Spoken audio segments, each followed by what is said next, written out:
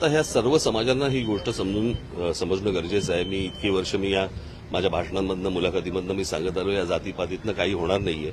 हे सगळे पुढारी हे जातीपातीमध्ये द्वेष पसरवून फक्त मतं हातात घेतील आणि बोळसटपणे हे मतं देतील देखील. पण हे त्यांच्या पुढच्या येणाऱ्या पिढ्या, म्हणजे मी काल तर ते एक कोणीतरी मला क्लिप पाठवली, त्याच्यामध्ये लहान लहान मुलं जातीवरनं बोलतात एकमेकांशी. आणि हे कधी बोललो होतो मी की हे सगळं शाळा कॉलेजपर्यंत जाणार हे प्रकरण, कळलं का? हे विष असं महाराष्ट्रामध्ये कधी नव्हतं. मला असं वाटतं हे जे जातीपातीचं विष घालवणारी जी लोक आहेत, महाराष्ट्राने यांना दूर ठेवलं पाहिजे. किती आवडलेलं काही असलं, किती आवडता पक्ष असेल ना, तर अजून आवडती व्यक्ती, पण असलं जर विष घालवणार असेल तर पुढच्या पिढ्यांनी कसं जगायचं? काय होणार महाराष्ट्राचं? आणि मी नेहमी सांगत आलो की जे उत्तर प्रदेश बिहारमध्ये ज्या प्रकारे सगळ्या गोष्टी सुरू आहेत, तसं महाराष्ट्रात उद्या सुरू होईल. खून खराबही होतील याच्यावरनं. आपल्यावर पर्सनल